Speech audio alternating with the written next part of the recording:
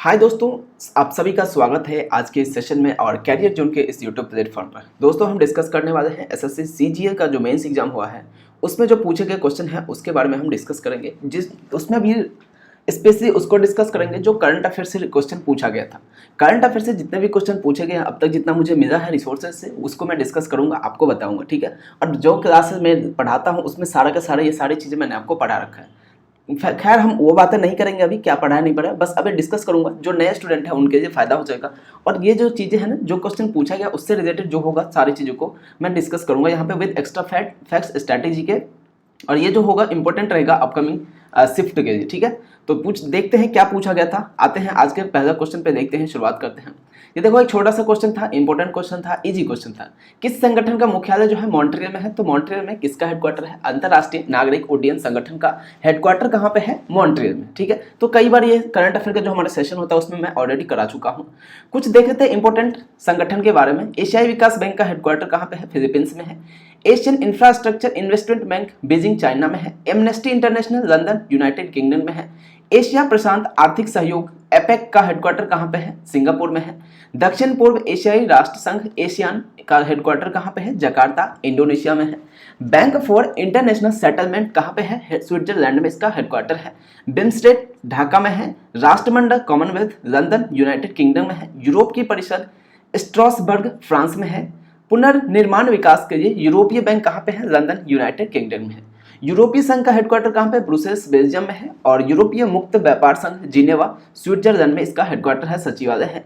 खाद्य और कृषि संगठन Food and Agriculture Organization FOA के नाम से हम जिसको जानते हैं, रोम इटली में इसका हेडक्वार्टर है। और भी कुछ है उसको भी डिस्कस करेंगे, ताकि अगर आपके एग्जाम में, आपके शिफ्ट में इससे रिलेटेड कोई एग्जाम क्वेश्चन आता है इंटरनेशनल संगठन या ऑर्गेनाइजेशन से, तो वो आप कर सको। और जरूरी नहीं है कि ये सिर्फ और सिर्फ CGL के लिए ही है, ये CHSL के लिए भी इंपॉर्टेंट होगा, जो कि आने वाला है। हो सकता है अगर CGL मेंस में इस टाइप के क्वेश्चन पूछे जा रहे हैं तो डेफिनेटली मैं कह सकता हूं कि CHSL में भी डेफिनेटली पूछा जाएगा। और आपके लिए ये सेशन जो है बहुत ही इंपॉर्टेंट होने वाला है। यहाँ पे आपको बहुत सारी चीजें मिलने वाली, सिर्फ एक क्लास में आपको मैं बहुत सारी चीजें रिविजन करा दूंगा। यहाँ पे देखते हैं कुछ और जो इंपॉर्टेंट है। इंटरनेशनल ऑर्गेनाइजेशन खाड़ी सहयोग परिषद गल्फ कॉर्पोरेशन कौन सी कहाँ पे है? रियाद सऊदी अरब में है।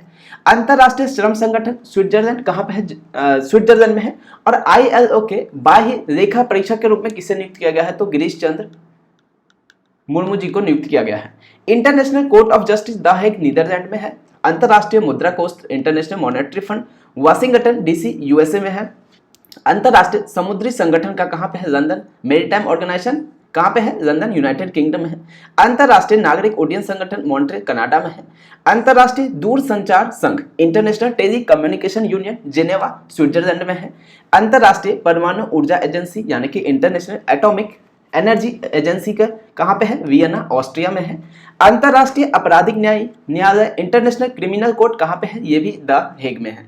न्यू डेवलपमेंट बैंक संघाई चीन में है। और North Atlantic Treaty Organization NATO का हेडक्वार्टर कहाँ पे है? ब्रुसेल्स बेल्जियम में है। इस्लामिक सहयोग संगठन जेद्दा सऊदी अरब में है। पेट्रोलियम निर्यातक देशों का संगठन OPEC कहाँ पे है? वियना ऑस्ट्रिया में है। और आर्थिक सहयोग और विकास संगठन पेरिस फ्रांस में, OECD, ठीक है।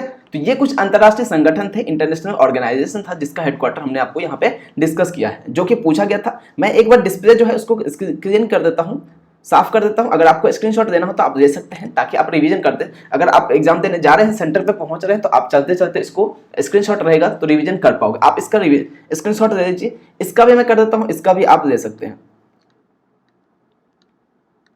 ठीक है। ले लीजिए, जिनको भी स्क्रीनशॉट लेना हो वो सारे दोस्त इसको स्क्रीनशॉट ले देंगे।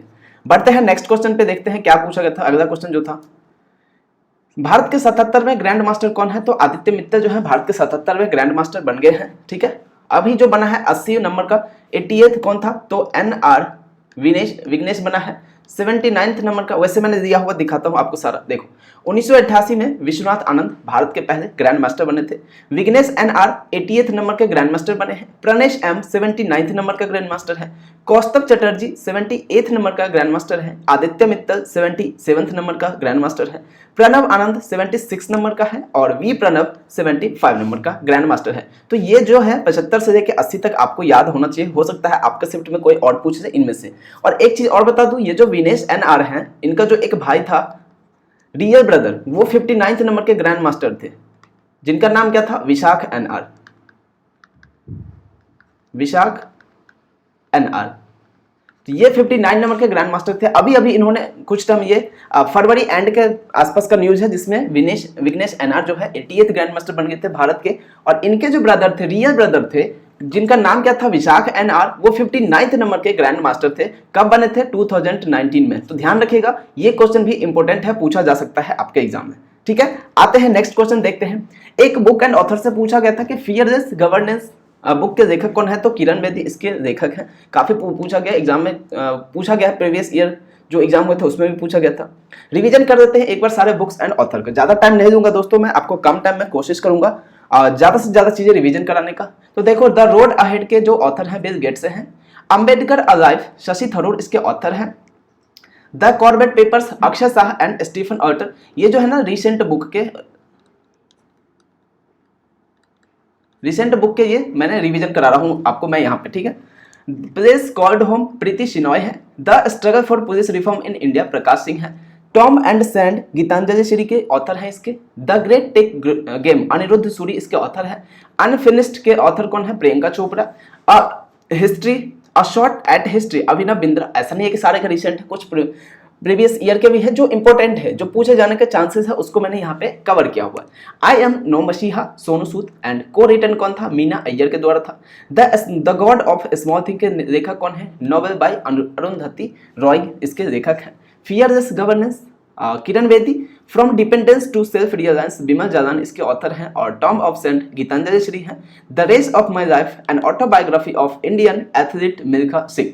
ठीक है, तो ये कुछ बुक्स एंड ऑथर के इंपॉर्टेंट करंट अफेयर सेक्शन से था जो कि पूछे जाने की संभावना है। तो उम्मीद करता हूं अगर आपके एग्जाम में इससे पूछा जाता है तो अब आपसे ये नहीं छूटेगा, आप डेफिनेटली इसको कर दोगे। मैं एक बार स्क्रीन को क्लीन कर देता हूं, अगर आपको स्क्रीनशॉट देना है तो दे दीजिए, आप कभी भी रिवीजन कर सकते हैं। उसके लिए आपको वीडियो देखने की नीड नहीं होगी, अगर आपको पढ़ना होगा, रिवीजन करना होगा तो इसलिए। ठीक है, कभी भी आप देख सकते हैं। आइए नेक्स्ट क्वेश्चन देखते हैं क्या पूछा गया है। पहली हाइड्रोजन आधारित ट्रेन किस देश ने चलाई है, तो राइट आंसर जो है इसका जर्मनी, इसका करेक्ट आंसर हो जाएगा जर्मनी जो है पहली हाइड्रोजन आधारित ट्रेन को चलाई है। भारत में दिसंबर 2023 के एंड तक इसको चलाने की टारगेट दिया गया था। इंडिया में दिसंबर 2023 तक शुरू किया जाएगा हाइड्रोजन आधारित ट्रेन, जिसका घोषणा किसने किया था, अश्विनी वैष्णव ने किया था। क्लियर। देखो एक क्वेश्चन जो पूछा गया था दोस्तों, खेलो इंडिया यूथ गेम से पूछा गया था एक क्वेश्चन, तो एग्जैक्टली क्वेश्चन नहीं पता कि क्या पूछा गया था, बट एक क्वेश्चन था खेलो इंडिया यूथ गेम से। तो हम एक बार डिस्कस कर देते हैं खेलो इंडिया गेम के बारे में। खेलो इंडिया यूथ गेम का 5वां संस्करण जो था दोस्तों मध्य प्रदेश में अभी आयोजित किया गया था फरवरी में। ठीक है, खेलो इंडिया यूथ गेम 2022 में महाराष्ट्र जो है 56 स्वर्ण, 55 रजत और 50 कांस्य पदक के साथ कुल 161 पदक, टोटल 161 मेडल हासिल किया और फर्स्ट रैंक पर है, यानी कि मेडल टैली में टॉप पे कौन था, महाराष्ट्र था। वहीं हरियाणा 41 स्वर्ण में 32 रजत और 55 कांस्य पदक के साथ में टोटल 128 पदक जीता और इस हरियाणा जो है सेकंड पे था। और मेजबान जहां पे मध्य प्रदेश में इसको आयोजित किया गया था, तो मध्य प्रदेश 39 जो है कितना स्वर्ण जीता था, 30 जो है रजत पदक और 27 जो है कांस्य पदक के साथ में टोटल 96 पदक के साथ थर्ड प्लेस पर था। तो फर्स्ट पे कौन सा है, महाराष्ट्र है, सेकंड पे हरियाणा और थर्ड पे कौन है, एमपी है। तो ये जो टैली का रैंक है, मेडल टैली का जो रैंक है उसको ध्यान रखिएगा, हो सकता है आप में आपसे ये चीजें पूछे। और इसका गोल्ड वाला तो स्पेशली आप याद रखें, महाराष्ट्र ने 56 गोल्ड जीता और हरियाणा ने 41 गोल्ड जीता है और मध्य प्रदेश ने कितना 39 गोल्ड मेडल जीता है। तो ये तीन चीजें आपको याद रखना होगा, कम से कम इतना आपको पता होना चाहिए। मानव विकास सूचकांक में भारत की रैंकिंग क्या थी, ये पूछा गया था। तो भारत की जो रैंकिंग थी 132 थी मानव विकास सूचकांक में भारत की रैंक। और टोटल जो कंट्री को पार्टिसिपेट किया गया था, इसमें शामिल किया गया था 191 कंट्री को इसमें शामिल किया गया था, जिसमें से भारत जो है 132वें स्थान पर रहा था। तो अब हम थोड़ा सा इस इंडेक्स से रिलेटेड चीजों को डिस्कस कर देते हैं एक बार। ग्लोबल हंगर इंडेक्स 2022 में इंडिया की रैंक 107 थी। ग्लोबल इनोवेशन इंडेक्स 2022 में टॉप किया था स्विट्जरलैंड ने, यूएसए ने और स्वीडन ने। इंडिया की रैंक कितनी, 40 थी। ग्लोबल स्टार्टअप इकोसिस्टम इंडेक्स में टॉप किया था यूएसए ने, इंडिया की रैंक कितनी थी, 20 थी। ग्लोबल जेंडर गैप रिपोर्ट 2022 में टॉप किसने किया, आइसलैंड ने किया और इंडिया की रैंक 135 था। ग्लोबल डिजिटल स्किल्स इंडेक्स 2022 में इंडिया ने टॉप किया है, ये बहुत इंपॉर्टेंट है, ध्यान रखिएगा। OECD service trade restriction index, ये कौन सा, ये 2023 का रिपोर्ट है, ठीक है। इसमें जापान ने टॉप किया था और इंडिया इस पे 47वें नंबर पे था। ये बाकी 2022 उसके आगे लिखा हुआ है, इसमें 2023 नहीं लिखा, लेकिन ये 2023 का न्यूज है और इसमें इंडिया जो है 47वें रैंक पर था। और कुछ दिया हुआ है यहाँ पे, हेनरी पासपोर्ट इंडेक्स 2022 में टॉप किया था Japan, Singapore and south Korea ने, और इंडिया किस पे था, 83rd नंबर पे था। इंटरनेशनल इंटेलेक्चुअल प्रॉपर्टी इंडेक्स 2023 में इंडिया की रैंक कितनी है, 42 है, और 2022 में कितनी थी, 43। बट 2022 वाला अब हमारे किसी काम का नहीं, लेकिन ध्यान रखिएगा अगर आपसे एग्जाम में 2022 रहेगा, ये इंडेक्स अगर दे दे उसके आगे 2022 दे दे तो ध्यान रखिएगा आपको टिक कितना करना है, 43 टिक करना है। लेकिन ये जो रैंक है 42, ये 2023 का न्यूज है, अभी कुछ टाइम पहले, एक वीक पहले हो सकता है, 1 वीक के आसपास का होगा। 2023 में जो आया था इंडेक्स, उसमें इंडिया की रैंक कितनी थी, 42 थी। किसमें, इंटरनेशनल इंटेलेक्चुअल प्रॉपर्टी इंडेक्स में। वर्ल्ड एयर पावर इंडेक्स 2022 में टॉप किया था यूएसए ने, इंडिया की रैंक थी 3rd नंबर पर। टॉप टेक हब रैंकिंग में कितना, कौन था, टॉप पे बीजिंग था, सेकंड पे इंडिया था। Trades in international army transfer में इंडिया फर्स्ट पे था। ग्लोबल लेबर रेजिलियंस में टॉप किया था डेनमार्क ने, और इंडिया का रैंक 65 था। ये भी 2023 का रिपोर्ट है।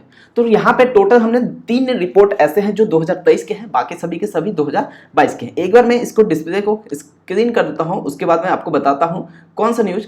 ये देखो 2023 का न्यूज था, रिपोर्ट है इंडेक्स, ठीक है। ये 2023 का है, इंडिया के रैंक 42 है, और ये 2023 के रैंक है जिसमें इंडिया के रैंक 65 है। बाकी के सारे जो है 2022 के रिपोर्ट है। अभी तक में सिर्फ 3 रिपोर्ट आए हैं, तो ये मैंने आपको वहां पे अलग से बता दिया है, ठीक है। तो आप स्क्रीन एक बार मैं क्लीन कर देता हूँ, आप स्क्रीनशॉट दे दीजिए। आपको रिवीजन करना हो तो आप कर सकते हैं, चाहे तो दे दीजिए, या फिर अगर आपको चाहे तो वीडियो देख सकते हैं, रिवीजन कर सकते हैं, ठीक है। आज ये नेक्स्ट क्वेश्चन देखते हैं। नेक्स्ट क्वेश्चन क्या पूछा गया था, राष्ट्रीय फिल्म फेयर पुरस्कार सर्वश्रेष्ठ निर्देशक यानी नेशनल फिल्म फेयर अवार्ड का जो बेस्ट डायरेक्टर है उसका पूछा गया था। सर्वश्रेष्ठ फिल्म शेरशाह धर्मा प्रोडक्शन के द्वारा इसको दिया गया था। सर्वश्रेष्ठ निर्देशक विष्णुवर्धन को दिया गया था, किस फिल्म के लिए, शेरशाह के लिए दिया गया था। सर्वश्रेष्ठ अभिनेता का अवार्ड किसे दिया गया, तो रणवीर सिंह को दिया गया 83 मूवी का, जो कि किसके ऊपर था, कपिल देव मूवी था, मूवी कपिल देव के ऊपर बना था और मूवी का नाम था 83।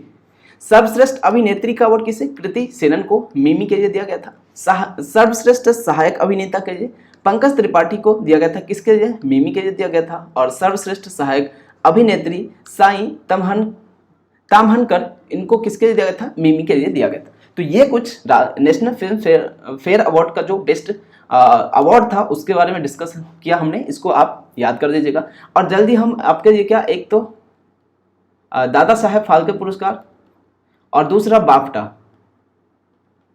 जल्दी वीडियो आपको अब मिल जाएगा 1 से 2 दिन में। आप उसको रिवीजन कर 1 से 2 दिन में, क्या मोस्टली कल मॉर्निंग तक आपको मिल जाएगा, उसको भी आप देख लीजिएगा। और चैनल पे दोस्तों जो भी लोग दोस्त नए हैं सब्सक्राइब कर दीजिए, वीडियो अच्छी लगे तो लाइक कर देना। आपको अगर लगा हो आपको यहाँ से हेल्प मिल सकता है, क्या पता अगर आपके एग्जाम में इसी से रिलेटेड कोई चीज़ें आ जाए तो आप डेफिनेटली कर पाओगे अगर आप इसको अच्छे से देखोगे क्लास को। तो उम्मीद करूंगा आपको सेशन हेल्पफुल लगा होगा। आप वीडियो को लाइक कीजिएगा, अगर चैनल पर नए हैं तो सब्सक्राइब करना, अपने दोस्तों से भी शेयर कर सकते हैं। एक क्वेश्चन था कि हाल ही में किस खिलाड़ी को मेजर ध्यानचंद पुरस्कार मिला है, तो एकमात्र खिलाड़ी है 2022 में, कौन, शरद कमल, जिनको मेजर ध्यानचंद पुरस्कार जो है दिया गया है। सिर्फ और सिर्फ इकलौता खिलाड़ी है। उन्होंने इस साल राष्ट्रमंडल खेलों में 2022 में 3 स्वर्ण पदक और 1 रजत पदक जीता था। 40 वर्षीय टेबल टेनिस के ये खिलाड़ी हैं, तो ध्यान रखिएगा किसके हैं, तो टेबल टेनिस के। ये भी आपसे पूछा जा सकता है कि शरद कमल जो है किस चीज़ से रिलेटेड है, किस खेल से संबंधित है, तो टेबल टेनिस। तो 40 वर्षीय टेबल टेनिस दिग्गज शरद कमल इस साल खेल रत्न पुरस्कार प्राप्त करने वाले इकलौते खिलाड़ी थे। इस वर्ष टोटल 25 लोगों को अर्जुन पुरस्कार दिया गया, ये चीज़ भी याद रखना। अब वहाँ पर नाम देना 25 लोगों को यहाँ पे पॉसिबल नहीं था, उतना याद भी करना पर रिटेन रखना पॉसिबल नहीं था, इससे मैंने नाम नहीं दिया है 25 लोगों का। लेकिन आपको बता दें कि टोटल अगर पूछे कितने लोगों को दिया गया है तो 25 लोगों को अर्जुन अवार्ड दिया गया था इस साल 2022 में। बजट से संबंधित एक क्वेश्चन पूछा गया था और उस क्वेश्चन का था किस था अनुच्छेद 112 में बजट से संबंधित जो अनुच्छेद है, कौन सा, अनुच्छेद 112 इसका राइट आंसर होगा। ठीक है, तो हम आज के वीडियो को यहीं खत्म करते हैं। जितना क्वेश्चन आया था अभी आपको डिस्कस किया करंट अफेयर से रिलेटेड, आज जितना और मिल पाएगा जीके क्वेश्चन हो या करंट अफेयर का हो, उसको लेकर मैं डिटेल एनालिसिस के साथ में जल्दी ही प्रेजेंट होऊंगा, जल्दी वीडियो लेके आऊंगा। उम्मीद करता हूँ आपको सेशन अच्छा लगा हो, और अच्छा लगा हो तो प्लीज़ लाइक कीजिएगा, वीडियो को अपने दोस्तों से शेयर करना। मिलते हैं तो दोस्तों नए वीडियो में इसी उत्साह उमंग सब के साथ, जोश जुनून के साथ में। तब तक के लिए बाय बाय, टेक केयर।